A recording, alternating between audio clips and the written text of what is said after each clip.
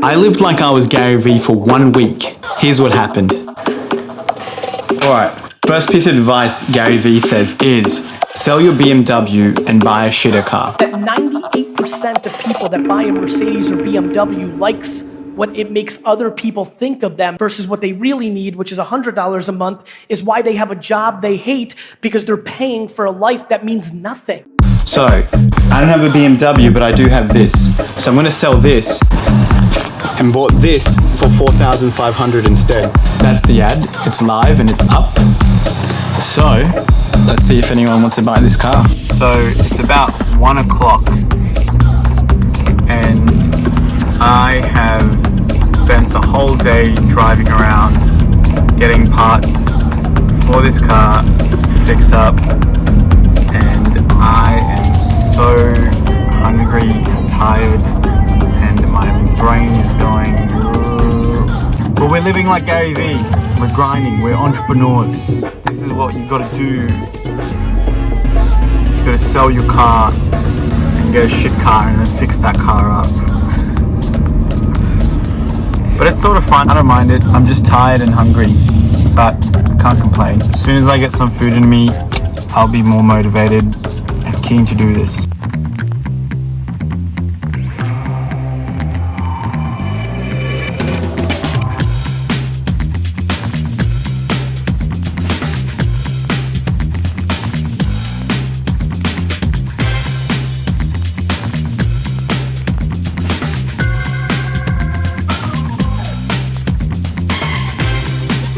Gary Vee also talks about making online products, making a brand of yourself and putting that online. So I looked at the market and thought of a problem and a solution that I have for that. I'm gonna spend the next week or plus making this product and seeing how far I can go into this process of making an online product. So essentially I made a product of medical interview training, because I know that process of going through that is very anxiety provoking and it's a huge problem, and a lot of students actually don't do well with this. The process itself of making the product was actually, like, without a doubt, the most enjoyable thing I've done in a very long time. I was 100% in, how when people were like, oh, go into a flow state, 100%, that's exactly how I felt like, was just doing this sort of work. I just felt so happy doing the work. Hours would go past and I would look up at the clock and be like, oh, what the hell, when did it become midnight? Or when did it become 2 a.m.? And I love that. I miss that feeling. I haven't had that feeling for a very long time. And having that feeling again was awesome. So this whole process, even though it was, written, even though it was completely new, I've never made a website, I've never made an online product. And it was actually harder than most people make it out to be. Like, a lot of people are like, oh, it's really easy to make a website. No, man, it's a bit more complicated, and it costs a lot more money than I expected as well, because you got to buy like a domain, a website host, blah blah blah, and design it. And then simple things like I really enjoyed was making my website background. I just used a t-shirt that I had because I liked the mustard color it had, and put a stethoscope on top of it, and thankfully I used my camera and things like that. I enjoyed designing. It was a really fun process, and I am glad that I took Gary's advice and made an online product. Alright, so the next piece of the puzzle is an embarrassing one. Gary talks a lot about reducing your living expenses, living on half of what you earn. If you make $49,000 a year, live as if you're making 27. If you're broke, you're not allowed to take Uber. One of my more luxurious expenses is that I eat out a lot. Namely, I order Uber Eats a lot. Here is a Word document that I've made with a whole list of all the Uber Eats that I ordered in 2021. That is 1 page, and there's 7 of them. So, what I'm gonna do is go through each and every one of these pages, add up the total cost, and find out how much money I spent in 2021 on Uber Eats. I have a feeling I'm not going to be happy with the result.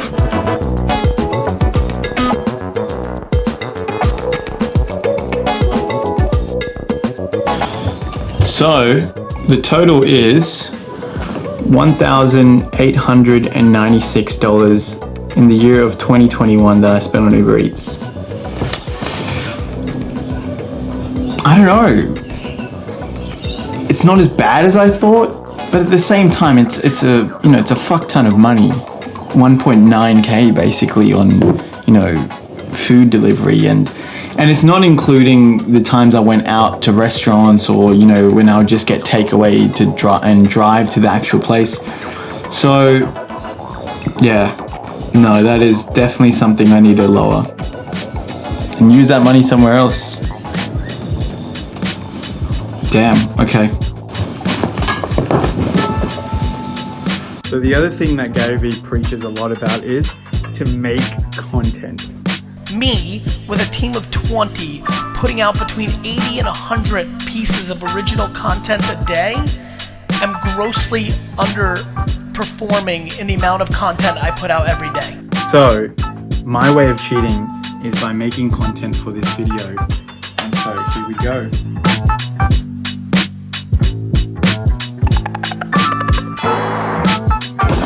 Okay, so I saved the best for last, and I think the most quintessential thing you think of when someone says Gary Vee is garage sale flipping.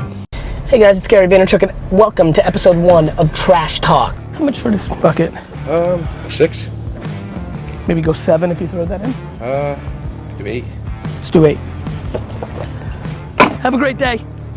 He wanted 30, he wanted 20, he wanted 8, and he wanted 3 for the minions. Wanted 61, got 43, and got destroyed. Now, hear me out. I haven't done it to a T like Gary Vee does. Instead of going to a garage sale, because it's still COVID-y time, what I've done is I've gone around my house and found junk. So this is all the crap that I found.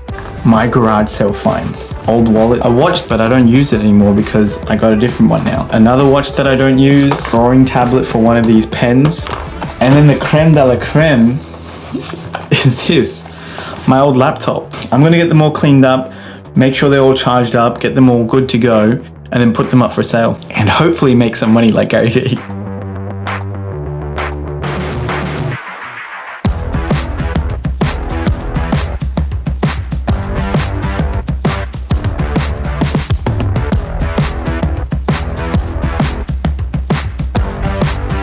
So, it's near the end of the week and I feel like I haven't been outside at all. So I took the chance today to go walk my dog and get some sun because I have been looking at a computer screen and working just the whole week.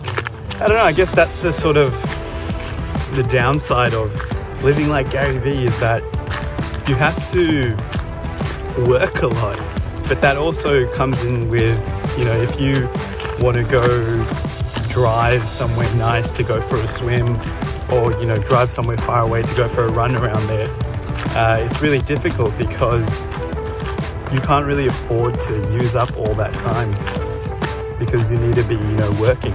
But I guess just a bit of a reflection on when you're working like this, you sort of can feel a bit like you're not really taking too much time for yourself, but the work has been really fulfilling. All right, so final thoughts at the end of the challenge. So the first thing, selling my car. I haven't sold it yet, but I have been offered $20,000 for it, and I want a little bit more than that, so we'll wait and see what happens for that. So that's good. Next, making an online product. I'm actually really happy that this challenge forced me to, forced me and put a time pressure on me to make an online product and make a website. And that was a process that I really actually enjoyed a lot, and I'm really happy. And that's probably the highlight of this challenge for me. Third piece of advice was living cheaper. To be honest, this part sucks. Like changing your lifestyle from what it is and what you're used to right now and living in a cheaper sort of modality, even though, when I was younger, I was living cheaper. But you get used to living a certain way and living a certain lifestyle, and you have to say no to a lot of things that you normally just think are normal and okay to spend on. But it's been hugely beneficial, like saving the money, being more disciplined and learning and telling myself no more often surprisingly helps me in other realms, like when I'm sitting down to just work, I'm more disciplined and focused. Fourth, making content. This again, I was so happy about because it gave me more time pressure and it gave me a way of being more accountable for making content. So it was actually really good for that. And lastly, trash flipping. This was by far the most disappointing one. because nothing sold. Nothing has sold. I don't know why I had this impression that I was gonna make $1,000 with 30 minutes worth of work. Unfortunately, none of that has happened. So none of this stuff is sold yet. It's all still up, which, whatever, it is what it is. And you know, there's a lot of things that I'm sure that I could have done to help sell those things a bit quicker, like putting them on way more websites and all that kind of stuff, but it's not as easy as it looks in the videos that Gary makes. So to wrap up, thanks Gary Vee for all the inspiration. If you want to see more videos like this, subscribe to the channel and like, it really helps me out and I really appreciate it. Thanks.